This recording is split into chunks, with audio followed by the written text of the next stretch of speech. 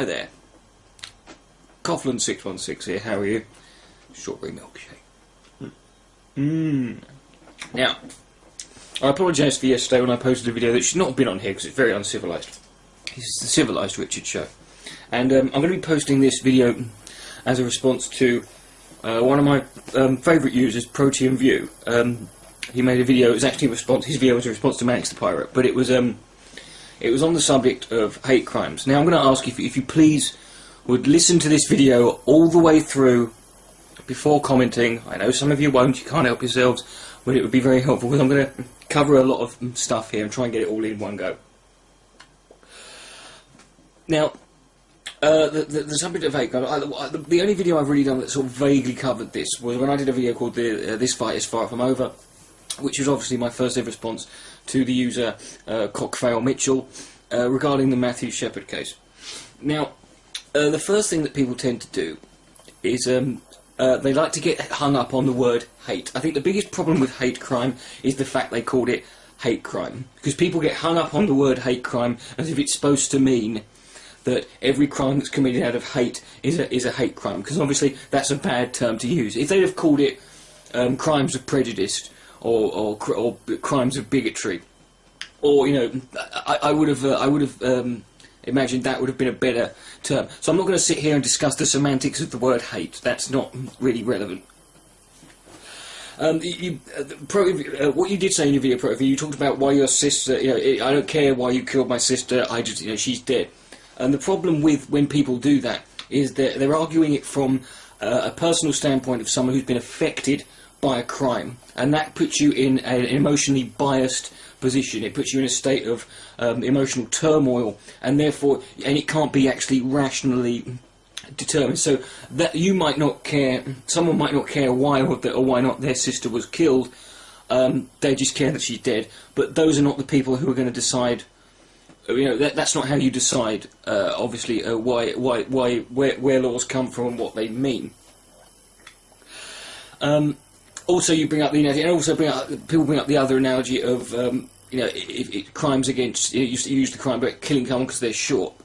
Obviously, minorities tend to be the ones who are at this stage anyway. Minority groups are the ones who are who hate crimes are applied to.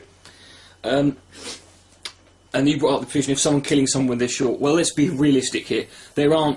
There is no real great historical accounting of people being murdered because they're short. There aren't anti-short groups. There aren't political parties running on the basis of let's send these short bastards back to where they came from, or whatever.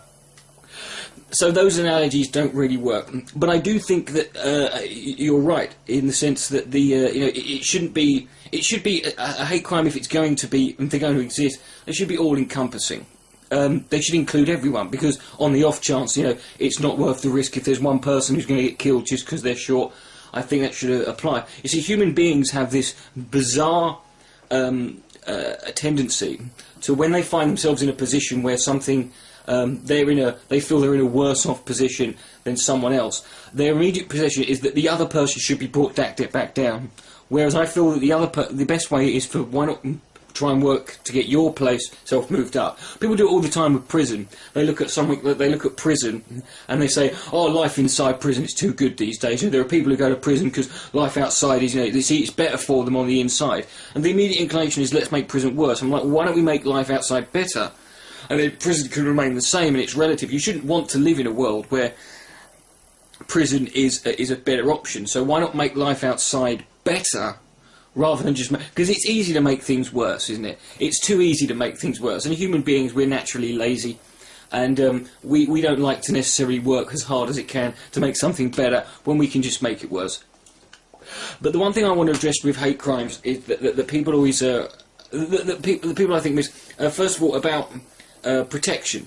Yes, we all deserve the same level of protection, but we must also acknowledge that some people need more protection than others. And like I've said, I would be more in favour of hate crimes encompassing all groups, because anyone could kill anyone for any reason. You brought up the example that if you killed a child who was Latino, or a young person who was gay, you could be punished more than someone who is kills someone for a reason other than a white person who kills a white person.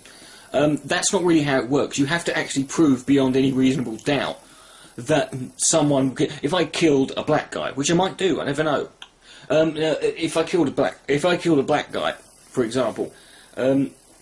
Other than being very stupid to have admitted it in a YouTube video, the biggest problem, the thing is, it would have to actually be proven that I did it because he was black. But the reason this is important, and people are saying, well, what does it matter? You know, why is it relevant? Why is it, you know, why does it matter? Why, you know, it's a crime, you know, it's a murder, it's a crime. Yes, I agree. It's a crime and the outcome is the same. What matters, and this matters in all cases, what matters here is motive. Motive is relevant.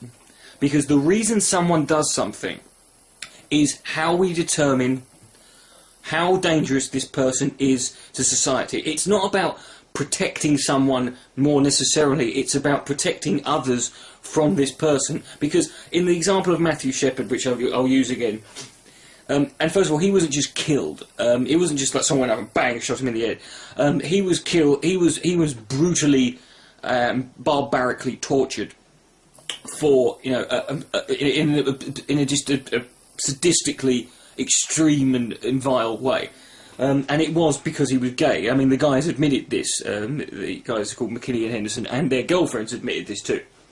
So we know this to be true. So that's how we can determine. Now, if you kill someone in a moment of rage, or as an act of vengeance, or in a fit of passion, or because you're desperate, you're nicking their wallet, or they're stealing their money, or you even did it by accident, you're mugging someone and he got carried away.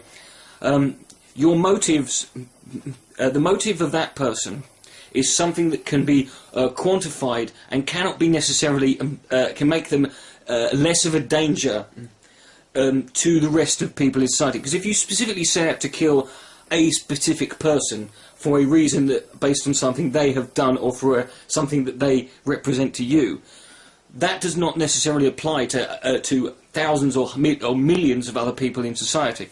With the case of hate crime, what you've got here essentially is if you kill someone because they're gay or black, and that's your sole motivation for doing so, this is a different case. This means that you are more of a threat to someone because your prejudice has simply made you an instant threat. So if you've got a guy who kills someone simply because they're gay, you've immediately got these guys who, if they were let back into society, are immediately going to be known as a threat to gay. These are guys who will kill anyone because they are gay, or because they are black, or because they are of a certain religious denomination.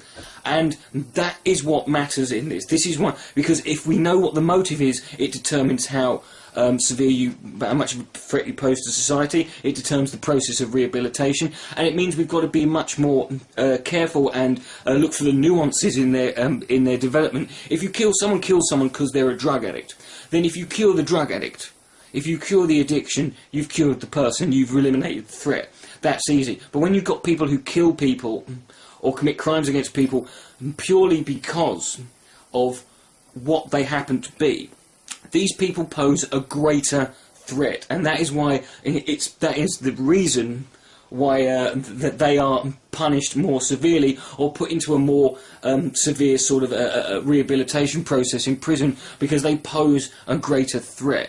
And ultimately, we can't, if we just say you do this A and B, you kill someone, that's it, it doesn't matter why you do it, then we're eliminating motive. I mean, some guy who kills a child because he's a pedophile, maybe, or he's got, you know, I mean, if a guy killed a child and you know, for some perverse sexual practice, that would be more than a guy who, in a mad fit of rage, someone who shook the baby, so to speak.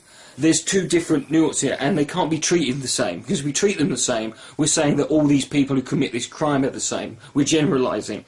And the nuances of why people commit crimes matter. But ultimately, like I said, I think it should apply across the board, because then that does protect everyone in the same way, and it means we can analyse someone in the same way. Anyway, so that's why I think everything's great. So, this is a... I do love strawberry milkshake. Anyway, this is Coughlin 616. Hope you enjoyed this video. Take care of yourself and your mother.